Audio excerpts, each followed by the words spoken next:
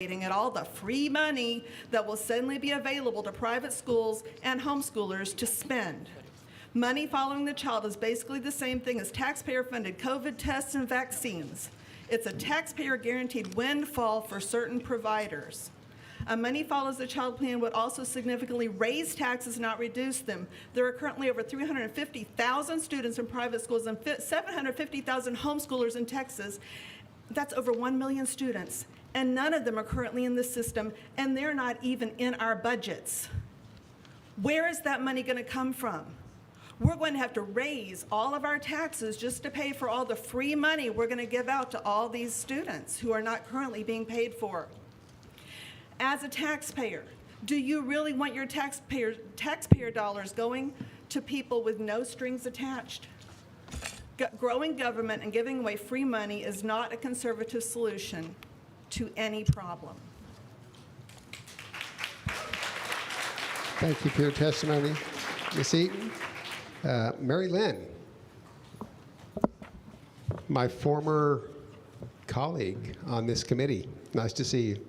Good to see you. Good afternoon, everyone. My name's Mary Lynn Gerstenschlager, and I'm a delegate from SD 30. I'm asking you to please retain the amended plank that includes the International Baccalaureate in plank number 137. My concern is that the International Baccalaureate program is anti-American. Its roots are in the United Nations. It promotes an international education, and its goal is to create global citizens. If we were global citizens, then an international body would create our laws. World courts would facilitate our justice system, and the United Nations peacekeepers would be our military. Here is a real-life example of IB graduates. In 2015, the seniors at Cottonwood Classical Preparatory School, an IB charter school in Albuquerque, New Mexico, voted to call their prom Promunism. Yes, the students voted to have communism as the theme for their prom. After KRQE-TV reported this story, a firestorm broke out nationwide. KRQE also reported that the executive director at Cottonwood stated, quote, "Our students are in the International Baccalaureate program, so they are very academically focused," unquote. He went on to say, quote, "One of the classes they enjoy the most is a world history class," unquote.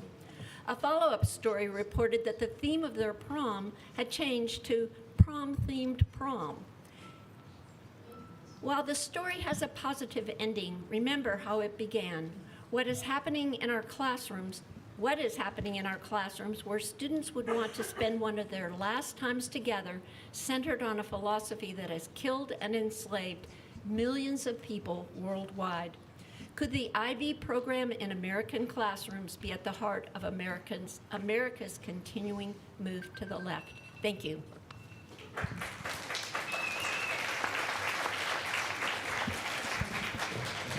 An expert witness that ended her talk on the dot. Thank you, Mary Lynn. Terry Sumner. Yeah, while Terry comes forward, the next people to testify will be Rebecca Galinsky, Erica Michelle Best. Hi, T.E. Sumner from SD2. I had a question, though, real quick. The resolutions we submitted earlier today up in the office, do they appear to everyone or not? They're in hard copy form? Yeah, if you turned it in to the committee secretary, the secretary of the convention, then he handed those to me this morning. Okay. So they're not on the screen here, so I'll have to talk quickly to what's in the resolution on school safety. My kids are grown up. In fact, one of them's over there recording me now, hopefully with good effect. I'm not sure he's a good photographer, but we'll find out. Can you hear me? Sorry, can you hear me now? Okay. So my children are grown, but I'm still deeply wounded by the things that have happened in the schools in recent times. And I think we know that one of the largest massacres we've seen was right here in Texas. I can't cure that. You can't either. There's not really a law you can pass to stop that, but I noticed a couple of things. In Parkland, the sheriff was pacing around outside, not sure what to do. I don't know if he didn't know what to do, wasn't trained, or he didn't know what was going on inside, and so he didn't want to go inside. The chief of police in Uvalde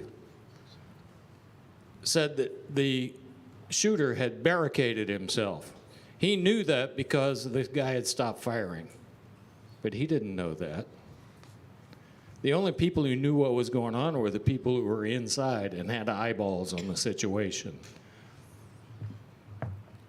What we need is we need eyeballs on the situation. We need to be able to see into those classrooms at all times.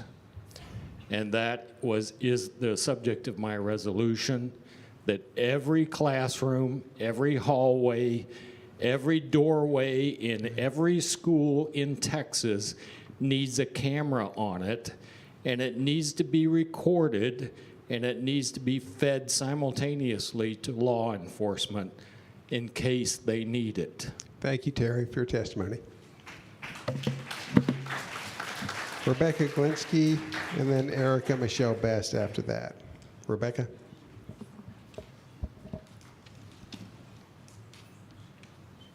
Good afternoon. I'm Rebecca Galinsky from Senate District 10. I am a mom of 3 boys, and over the years we have done a little bit of everything, of every form of schooling. And we currently have the most choices there are anywhere, really. We have freedom to choose how we want to send our kids to school, where we want to send them to school.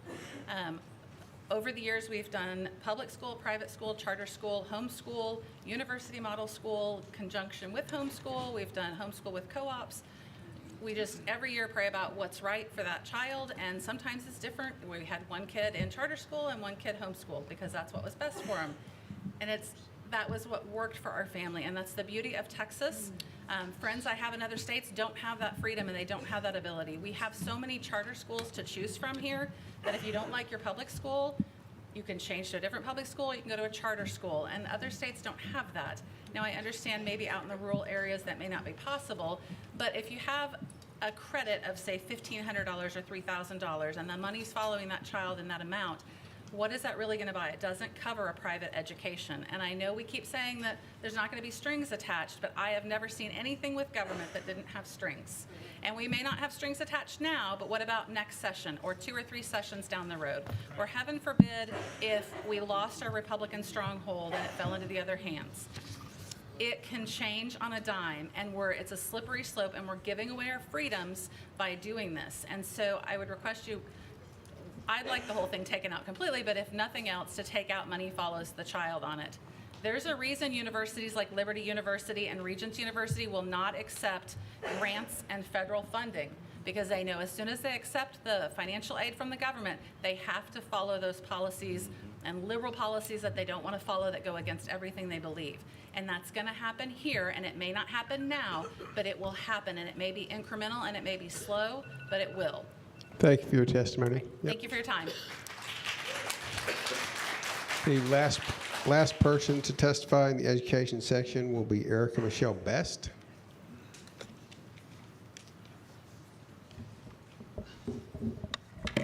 And before you start, Erica, following that will be Health and Human Services, and Mark Warner is the first person to testify there. So, Ms. Best, please go ahead. Hi, good evening. Thank you all. I appreciate your time and listening to us. And I just want to echo the sentiments of others here speaking to lines 4 under education of the funding following the child. And as many have stated already, I'll state again, we know with government funding comes government involvement, government oversight, and government overreach. And Texas is one of the most freest places for school choice. Just as Rebecca just said, we already have it. Parents can choose to send their kids anywhere. I'm a homeschool mom of 3. And I love the mix. I love the ability and opportunity if one child needs to go to school, if one child needs to homeschool, if one child needs a private school, we do have that freedom now. And the fear, just like Rebecca stated, is that we allow that foothold into the door, and it is a slippery slope. With that funding following the student, that funding following the child, there will be strings attached at some point, some way, somehow, and this is their opportunity to get that in the door. We thank you, RPT, for standing with us for this freedom and for removing the language of funding following the student or the child. Thank you.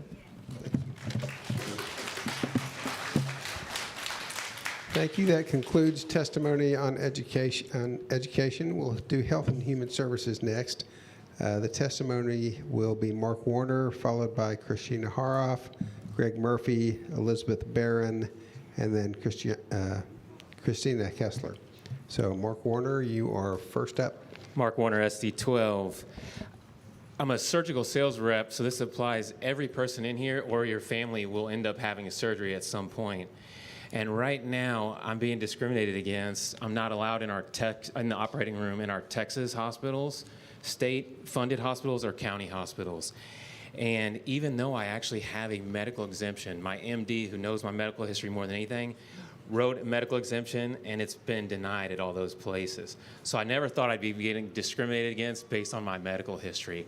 But where this impacts patients and all of us is that if your surgeon is trying something new, we're trained, I've been trained for about 13 to 15 years. If your surgeon is operating on you or your family and they're trying something new for the first time, you want that tech support. You want that surgical rep in the operating room to support anything there. We're not touching patients or anything like that, and we're wearing a mask. But if there's any issue with the equipment or devices or implants or anything, you want that surgical rep there. And right now, unless you've been jabbed 2 or 3 times, and it will never end, those reps will not be in there. And my colleagues, they got the first 2 so they could just get back in the operating room, and now they're realizing it's number Baylor, it's number 3. UT Southwestern, not a lot of these places not allowing it. And it's very robust. I thank you all so much. It's excellent what you're doing with medical freedom, and I read the recent copy. I'm just wondering if, based on your judgment, do we need to add contractors and visitors to the hospitals, because they treat us differently? Under time, thank you all. Thank you very much, Mark. Christina? Somehow we got signed up on the wrong list. We're actually on elections, but we signed up on the correct category. You did get signed up on the wrong list. We haven't heard that section yet, so if you're wanting to testify in the government and election integrity section, you might want to check the... Okay, thank you. Yeah, you're in the right place, though, right, Christina? I believe so. Okay, good. Thank you. Christine Harhoff, SD4. I have been ministering to actively aborting mothers and pro-abort women for going on 14 years. I'm asking you to remove any included wording in the party planks that would exclude half of Texas women from having to obey abortion-related law like we expect Texas men to obey abortion-related law. Laws without enforcement are as if those laws don't exist, and Democrat pro-abort women are too dead set on their abortions and helping other women abort to leave wording like this in our planks. Actively aborting mamas are not the same group of soft and sweet women seeking out help for their pregnancies at the pregnancy help centers. Actively aborting mamas are often loud and proud women and can be as vile as those shouting their homosexuality at an LGBT parade. They sometimes dance in the clinic parking lots, they wave their middle fingers, they hold up V for victory, they drive past 4,000 pregnancy centers, and sometimes they come out shouting their abortions post-abortive. The goal here is not to be mean and hateful. To the contrary, it is loving women, and it is good for women to take out language from our planks that excludes women, including the mothers, from having to obey the law. In the words of Abby Johnson, she says, there must be penalty under the law, including for women, for